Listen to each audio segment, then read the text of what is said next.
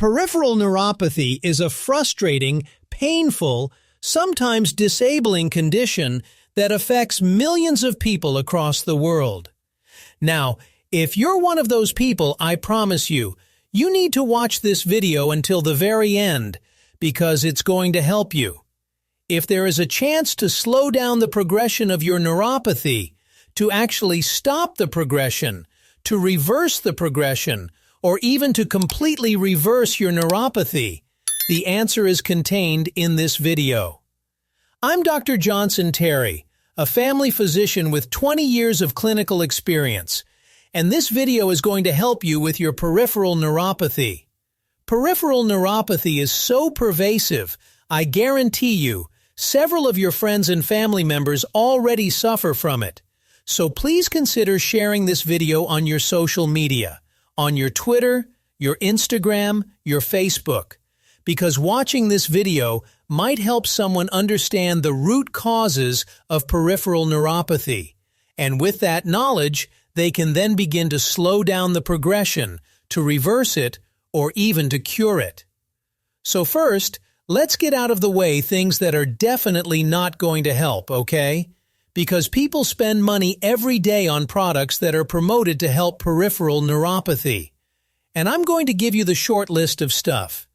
You can save your money. There are wasted money.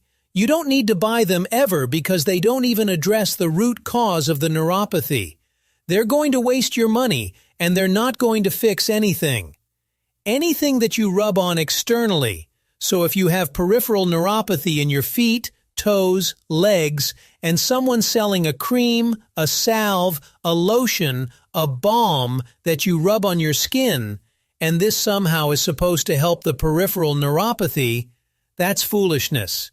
That's a waste of money. That's never going to help. I've actually seen lauded doctors and experts out there say that you should decrease your salt intake, or you should decrease your saturated fat intake. Not only is there no research to back this up, but actually it goes against the actual neurological physiology in the human body. Your nerves need salt, and they are made of fat. So these two recommendations are foolishness. Some people say, oh, taking this certain multivitamin or this certain vitamin complex is going to cure your neuropathy. Never does that work. It might help a tiny bit if you have a vitamin or mineral deficiency, but if you don't have one of those deficiencies, that's not going to help at all. You'll see nerve support formula out there that come in capsules, pills, and maybe even shakes and powders. This is another complete and utter waste of money. You don't need any of these things that I talked about above.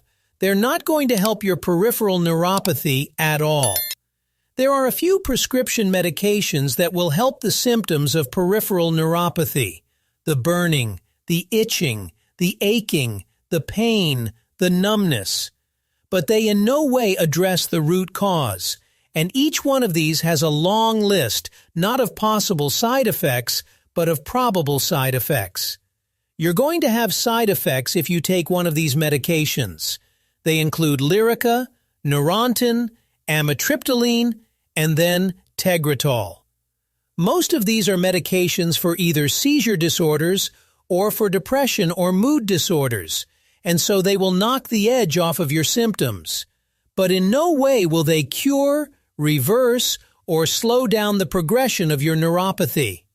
Now let's go through the list of things that are known to cause peripheral neuropathy, and I'm going to start first with the least likely.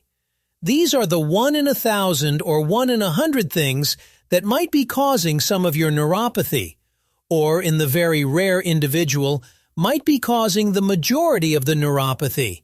But these are the very rarest of causes. I'm not saying all these things are super rare. I'm just saying they're probably not what's causing your peripheral neuropathy. They include alcoholism, if you drink alcohol for too many years; amyloidosis, if you're taking chemotherapy that can lead to neuropathy; if you have toxic levels of heavy metals, that can lead to neuropathy; porphyria, dysautonomia, a B12 deficiency, absolute can cause a peripheral neuropathy. idiopathic polyneuropathy. And you may know from other videos on this channel that idiopathic means we don't know what the hell's causing it, but at least they can put a diagnosis on it. Paraneoplastic syndromes. So if you have cancer in a specific location in your body, that can lead to some peripheral neuropathies. Lyme disease is a rare but known cause of peripheral neuropathies, sarcoidosis, and then small vessel vasculitis. Any of these things can lead to peripheral neuropathy. Now let's talk about the most common causes, and these are the ones you want to focus on, because probably 90% of peripheral neuropathy in the world is caused by one of these things. They really boil down to two different things, which I'll get into after I name this list. Diabetes is absolutely a huge cause of neuropathy and hyperglycemia, and then prediabetes. Years before you develop type 2 diabetes, when you're in the very earliest stages of prediabetes, you can be developing neuropathy. In fact, that's how many people are diagnosed with type 2 diabetes. They go to the doctor and say, "Doc, my feet are burning and I don't know why." So that can absolutely cause it. Chronic hyperinsulinemia, which is a part of prediabetes and also a part of the next one, which is metabolic syndrome. Chronic inappropriate inflammation, just chronic inflammation caused by either your diet or something else entering your system, leads to chronic inappropriate inflammation. That inflammation can attack your small nerve endings in your feet, toes, legs, hands, arms, and other parts of your body. Autoimmune conditions. If your immune system is strong but confused about where the boundary between you and not you begins, then your immune system can actually start to attack your nerve endings. The hyperglycemia that comes from type 1 diabetes, type 2, these prediabetes, and hyperinsulinemia that comes years before even prediabetes starts. The hyperglycemia is the problem because this chronically high blood sugar or multiple spikes of high blood sugar every time you eat an inappropriate meal for you actually glycates the proteins on the myelin sheath of the little nerves out in your periphery. The longer a nerve is, the more likely it is to be affected. When you glycated your myelin sheath, your immune system comes along, your macrophages, and they start to say, "Hey, this doesn't look right. There shouldn't be a glycated protein right here." So they start to phagocytize or engulf it and actually destroy your nerve ending. So you've got the perfect storm of hyperglycemia leading to glycation, and then your immune system, which is confused because there's a weird glycation on a protein that shouldn't be there, actually starts to attack that. Again, with chronic inappropriate inflammation, that's the second big arm of this. You actually will start to have inflammation around the arteries because your immune system is confused by all this inflammation everywhere, all the time, every day. So it starts to attack parts of you that it shouldn't. In some people, this manifests as Hashimoto's thyroiditis, and in some people, this manifests as lupus or Sjogren's or all the other autoimmune conditions. Type 1 diabetes with the beta cells in the pancreas. In some people, your immune system starts to attack your small nerves out in the periphery of your body in your legs and arms, and that destroys the cells. You may have heard of phantom limb pain in the past. If someone gets an arm or leg cut off in a trauma or cut off because they had severe, uncontrolled diabetes, they can actually have phantom pain out in that foot that's no longer there. We know from this example that nerve pain can often be from the absence of a signal, because your nerves in your smallest toe to your biggest toe to your leg, they're always communicating back and forth with your brain, basically sending the OK signal back and forth. If your brain is not getting an OK signal from your toe because either hyperglycemia or chronic inappropriate inflammation in the immune response has destroyed that nerve at some point, your body manifests that as pain. Even though there's technically nothing wrong with an amputated foot, the foot can't be giving you pain, it no longer exists. You're still getting a pain signal. All this works together to lead to peripheral neuropathy. Now let's talk about the testing that you need. 90% of the testing you need is right at the top of this list, and then I'll talk about the less common and more esoteric causes. Right off the bat, you need a hemoglobin A1C. You need an AC peptide. You need both of these checked immediately to see what your glycemic situation is, to see where you are with prediabetes, hyperglycemia, or type 2 diabetes. Then you can start to reverse that. You need a complete metabolic panel, a urinalysis, a CBC with differential, a SED rate, and a CRP. You need a vitamin B12 level check because that's one of the things that can lead to peripheral neuropathy or worsening of it caused by other issues. You need a complete thyroid panel. I've talked about all the testing that this entails in other videos on this channel. Just search Dr. Terry Thyroid on YouTube. You also need a GGT, a hepatitis panel as well.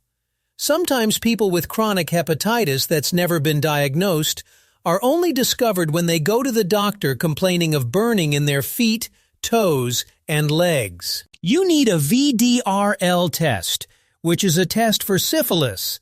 Syphilis is the great imitator and can present with virtually any symptom, peripheral neuropathy being one of them. You need heavy metal testing done. There are usually 2 panels, so ask your healthcare provider for both to catch any toxicity. Outside of the lab, you can consider electrodiagnostic studies, nerve biopsies, and skin biopsies looking at small nerve fibers. You probably won't make it all the way down the list. You'll likely find the reason for your peripheral neuropathy high up on this list. If your doctor can't find the cause, then you may continue down the list until all tests are completed. So, after all that, what actually works? What actually helps peripheral neuropathy? There are multiple studies showing this. I've included links to all the research I used in the show notes. Don't blindly believe me or anyone else. Check it out yourself. Here are the things that absolutely help the most. I'll start with the least likely and then move to the things that help 80 to 90% of people with peripheral neuropathy.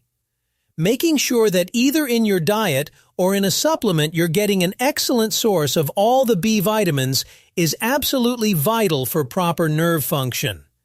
Ensuring enough magnesium and potassium, either in your diet or a supplement or both, is also vital.